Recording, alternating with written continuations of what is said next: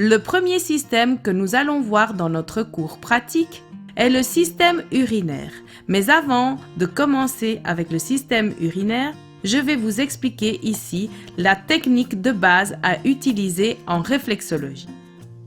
Le réflexologue tient le pied en positionnant le ténard sur le bol du pied.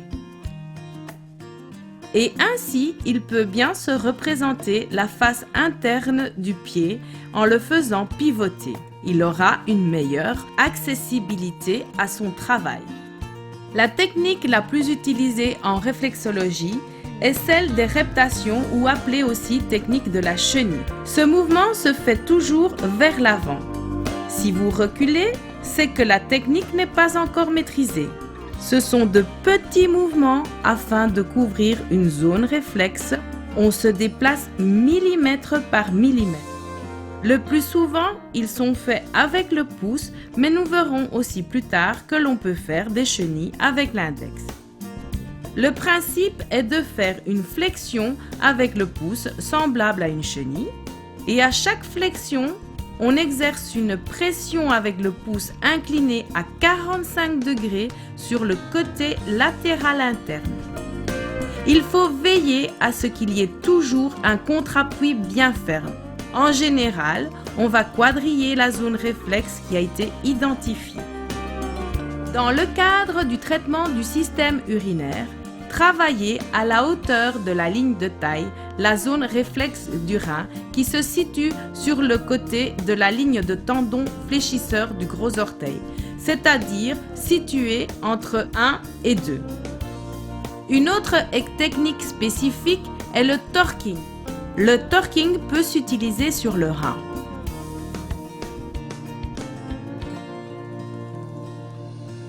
Pouce tendu sur la zone, l'autre main empoigne le haut du pied. La main qui tient le haut du pied exerce un mouvement de rotation externe et ramène ainsi la zone réflexe sur le pouce tendu. Massez l'urétère. Descendez et remontez en chenille ou en glissement sur le bord interne du ligament que l'on peut étirer par pression sur le haut du pied afin de bien localiser la zone.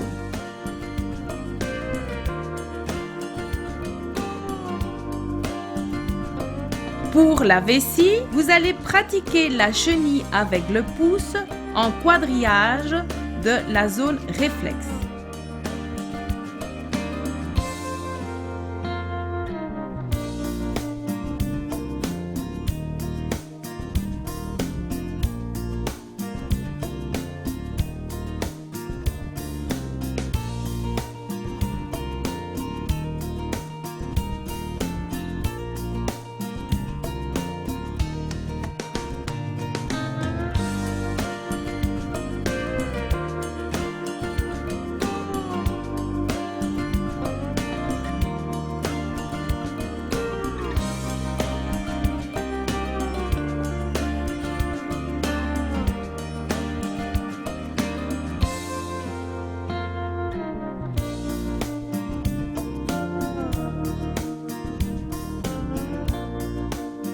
Une autre technique proposée pour la vessie est d'envelopper la zone réflexe avec les 2 pouces et pratiquer ainsi des glissements rotatifs.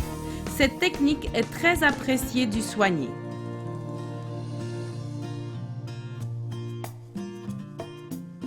Le canal urètre.